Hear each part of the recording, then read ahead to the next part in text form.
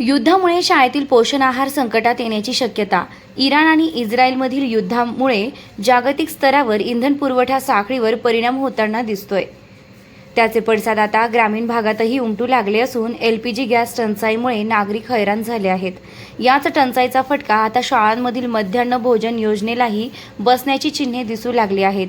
विशेष म्हणजे नवीन नियमानुसार ग्रामीण भागातील ग्राहकांना 45 दिवसांनंतरच दुसऱ्या सिलेंडरचं बुकिंग करता येणार असल्याने अहिल्यानगर जिल्ह्यातील शाळांसमोर पोषण आहार शिजवण्याचं मोठं आव्हान उभे ठाकले आहे. शासनाकडून विद्यार्थ्यांना गुणवत्तापूर्ण शिक्षणासोबतच पोषण आहार दिला जातो. जिल्ह्यातील जवळपास सर्व शाळांमध्ये मध्यान्ह भोजन योजना राबवली जाते आणि हा आहार प्रामुख्यानं गॅसवर शिजवला जातो. मात्र देशभरात निर्माण झालेल्या LPG सिलेंडर टंचाईमुळे या योजनेसमोर अडचणी उभ्या राहू लागल्या आहेत. जिल्हा परिषदेनं धूरमुक्त अभियानाअंतर्गत शाळांना गॅस सिलेंडरची सुविधा उपलब्ध करून दिली होती. मात्र सध्या जागतिक परिस्थितीमुळे इंधन पुरवठा साखळी विस्कळीत झाली आहे. कच्च्या मालाची उपलब्धता कमी झाल्यानं आयातीवर परिणाम झाला असून महाराष्ट्रासह देशभरात व्यावसायिक LPG सिलेंडरचा तुटवडा जाणवू लागला आहे. त्याचे थेट परिणाम आता शालेय पोषण आहार योजनेवर दिसू लागले आहेत. अहिल्यानगर जिल्ह्यात सुमारे 4,46,000 विद्यार्थी मध्यान्ह भोजन योजनेचा लाभ घेतात. मात्र गॅस टंचाई कायम राहिल्यास या विद्यार्थ्यांच्या पोषण आहारावर टांगती तलवार निर्माण होण्याची शक्यता आहे.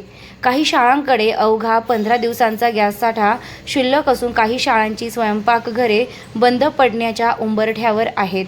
दरम्यान नवीन नियमानुसार ग्रामीण भागातील ग्राहकांना 45 दिवसांनंतरच दुसऱ्या सिलेंडरचं बुकिंग करता येणार आहे. प्रत्यक्षात शाळांमध्ये एक सिलेंडर साधारणपणे 20 ते 22 दिवसच पुरतो.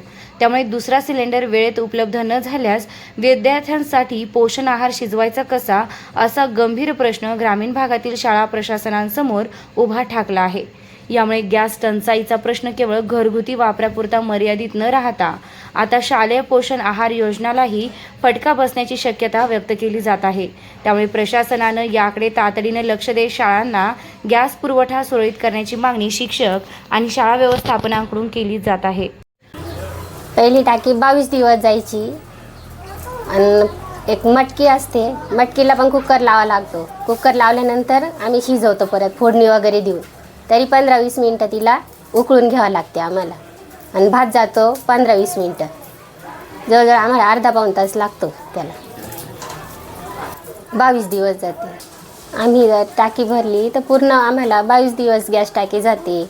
जर आता 45 दिवसाला म्हटल्यावर मग आम्ही पुढचं कसं करायचं नियोजन मुलांचं आणि सगळ्या मुलांचं 100 मुलांचा शिजवा लागतो आम्हाला. अर्थ द्यावाच लागतो. मग आता 45 दिवसांनी टाकी म्हटलं मग आम्ही कसं करायचं? मग 100 मुलं आहे आणि त्यात मग गॅस टाकी अवघड आहे. मग 45 दिवसांनी मिळायची म्हटल्यावर मग आम्ही मुलांचं शिजवायचा आहार कसा?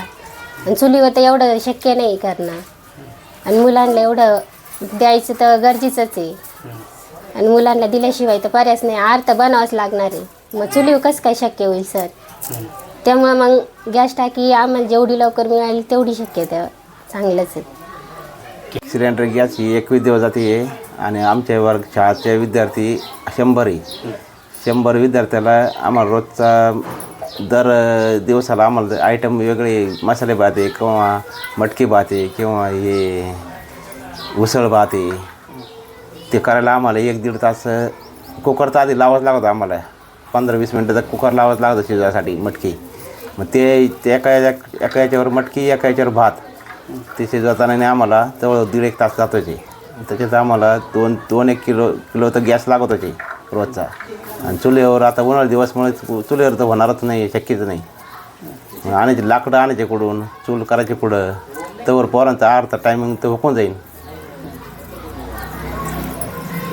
अशीच आहे का 21 दिवस आम्हाला जी टाकी जाते आम्हाला 20-21 दिवस त्याच टायमिंगला आम्हाला टाकी परत भेटायला पाहिजे शाळेच्या विद्यार्थीसाठी. तरी गॅस टाकी ही 21 दिवस जाते आणि शाळेचे विद्यार्थी हे 100 विद्यार्थी आहेत त्यांना शिजवण्यासाठी आम्हाला भात करावंच लागतं. तो टायमिंगवरच भात द्यावा लागतो. टायमिंगच्या पुढं जर गेलं चुलं जर केलं तर टायमिंग हुकणार आहे पोरांचा. जे आम्हाला जेवढा वेळ लागतो तेवढ्या वेळेपेक्षा 1-1.5 तास जादा लागणार त्याला. आणि शाळेचे विद्यार्थ्यांनी गॅस आम्हाला 2-1 किलो 2-3 किलो तर गॅस लागत आहे, 2 किलो तर गॅस लागत आहे चुली गॅस शिजवण्यासाठी. एका याच्यावर मटकी भात करायसाठी, मटकी शिजवण्यासाठी 1 कुकर लावा लागतो आणि याच्यावर भात करायसाठी 1 शिगडी पेटवावी लागते. आणि आमचे विद्यार्थी आहे 100 विद्यार्थीसाठी. आणि सरकारने आमची एवढीच मागणी आहे का तिन्ही 21 दिवस हे टायमिंग आम्हाला परत तेव्हा द्यावा, 45 दिवस द्यावा नाही.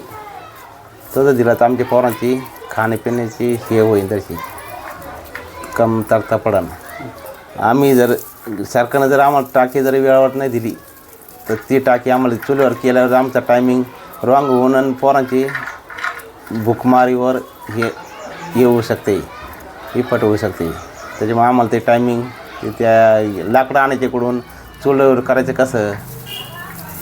दिवस आहे तिथं जागा नाही, पोरांचे आले तिकडं बिस्तू उडायचं भेव वाटतं परत. आणि तिथं स्वयंपाक आम्हाला बाहेरच करावं लागेल, म्हणजे मध्ये तर करता यायचं नाही किचनमध्ये. आणि सरकारकडं आमची एवढीच मागणी आहे का आमच्या ज्या वेळ आम्हाला ती टाकी भेटत त्याच वेळेत आम्हाला परत टाकी भेटणं ही आमची सरकारला विनंती आहे. ह्या आमच्या जिल्हा परिषद शाळा आंबेचा पट 99 आहे आणि शासनाच्या धोरणानुसार आपण मार्चपासून पुढच्या वर्षीचे दाखलपात्र मुलं आहेत पहिलीचे ते सुद्धा मार्चपासून आपण आत्तापासून शाळेत बसवतो. म्हणजे ते 15 ते 20 मुलं एक्स्ट्रा शाळेत बसतात. आणि मग ह्या शाळेतल्या विद्यार्थ्यांबरोबर त्यांनासुद्धा पोषण आहार आपल्याला द्यावा लागतो. या हिशोबाने जवळजवळ 20 ते 25 दिवसाच्या आतच आपली गॅसची टाकी संपते. आणि प्रत्येक मुलाला शासनाच्या जीआरनुसार पोषण आहार देणे सक्तीचं आहे. पण जर गॅसची टाकी जर आपल्याला वेळेवर मिळाली नाही तर मुलांना पोषण आहार देण्यामध्ये खूप अडचणी येऊ शकतात. कारण आता जे स्वयंपाकी आपले नेमलेले असतात ते अचानक जर गॅसची टाकी मिळाली नाही तर लगेच सरपणाची सोय वगैरे उपलब्ध नसते किंवा ऐन वेळेस ते सरपण कुठून आणणार ही मोठी अडचण असल्याने ते सुद्धा गॅस नसला तर पोषण आहार शिजवण्यासाठी थोडीशी म्हणजे काचकूच करतात, नापसंती दाखवतात.